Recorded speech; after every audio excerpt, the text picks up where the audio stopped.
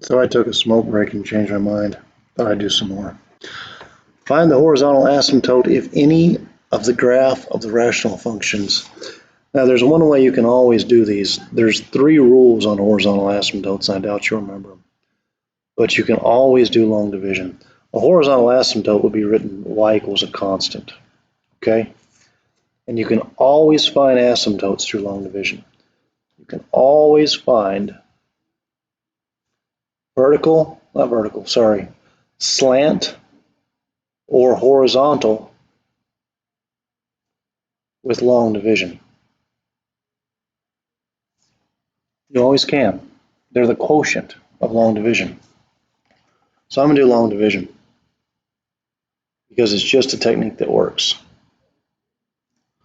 To turn a 2x squared into an 8x squared, I multiply by a 4. 4 times 2x squared is 8x squared plus a 4. I'll introduce a 0 there for subtraction.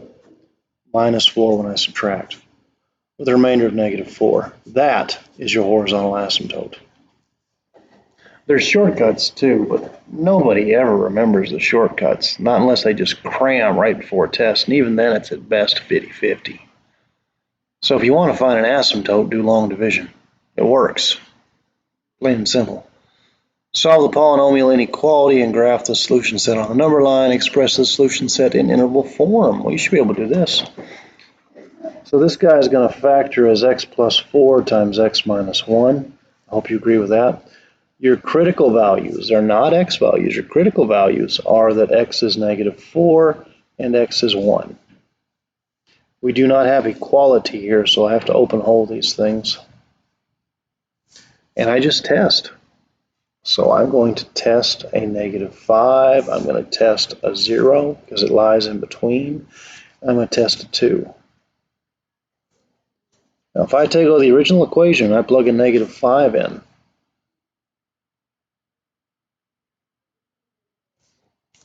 this is going to give me 25 minus 15, which is 10, minus 4, which is 6. And 6 is bigger than 0, so this is definitely true. I get to keep all this territory. That is negative infinity to negative 4. There's going to be some more. I don't know what I'm going to union it with. 0 is easy to plug in. If you plug in a 0, you get negative 4 greater than 0, and that's definitely false. So I'd give 2 rat's rear ends about this.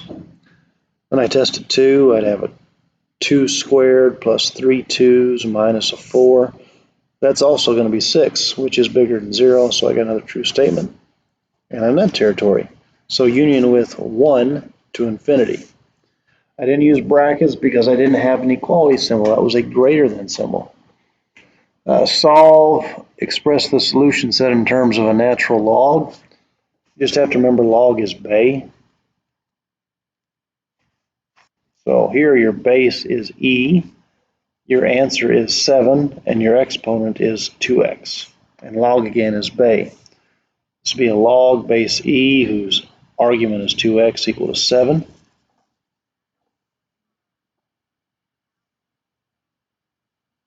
I wrote that backwards.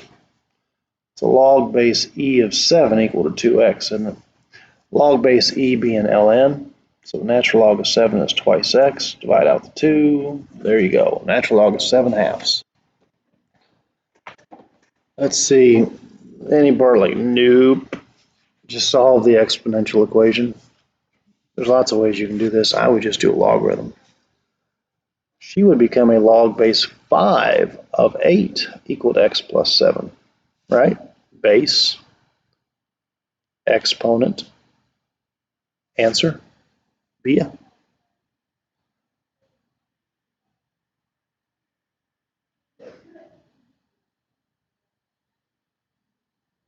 Yeah, too tired. Anyways, we just subtract the 7 and we're done.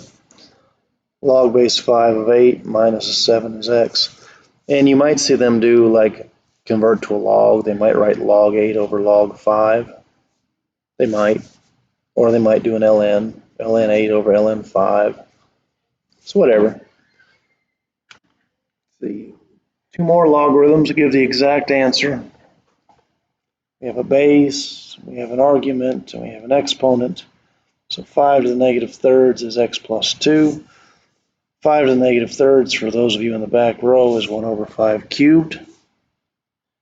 And 5 cubed is 125.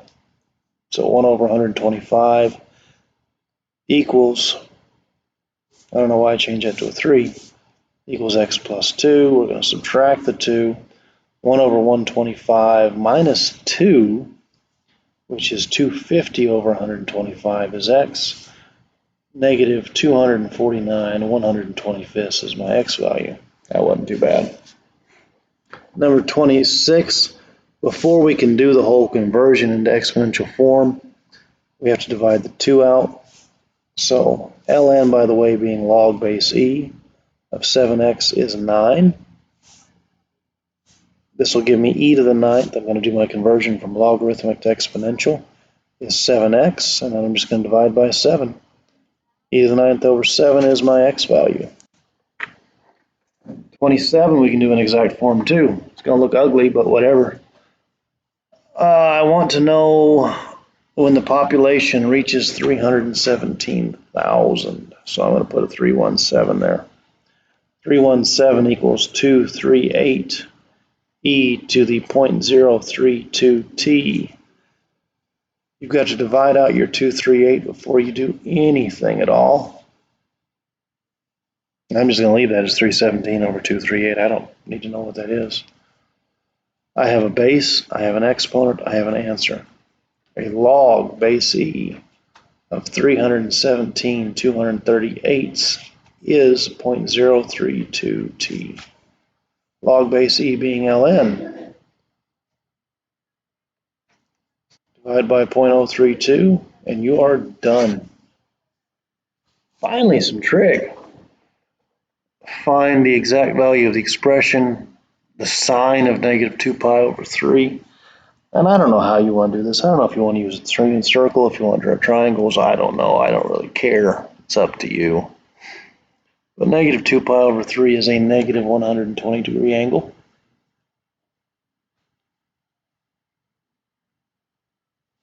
It would rotate like that, wouldn't it? I think it would. Nope. It wouldn't rotate like that. It'd rotate like this. And it would have 60 degrees of reference left. Opposite of a 60 is a root 3, negative because she's fallen.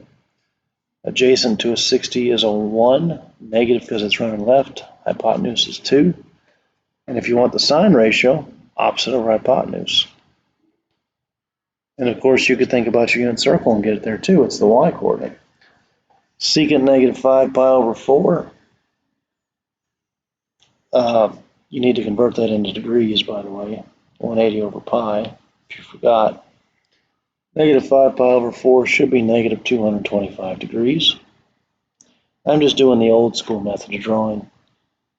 That rotates you clockwise into quadrant 2. You'd cover 180 and 45 more. Opposite of a 45 is a 1. Adjacent to a 45 is a 1, negative because of direction. Hypotenuse being root 2. Secant, SOHCAHTOA in reverse. Secant is a funny guy. It's ha. The hypotenuse is root 2. Adjacent is negative 1, so negative root 2. Number 30, find the arc sine of root 2 over 2. This is saying what angle has a sine ratio equal to root 2 over 2. 45 degrees, it's unit circle. 4 pi over 4. And I did that from unit circle. Oh, I'm tired. 31, find the exact value of the expression, the cosine of the arc sine of 4/5. Arc sine is allowed to be in quadrant 1 or 4. But this is positive, so quadrant 1. Sine ratio is opposite over hypotenuse, missing a 3. So the cosine ratio has got to be A over H, 3/5. Yeah, I'm stopping. That's not too bad. 3 10-minute videos and I got 30 out of 50 done.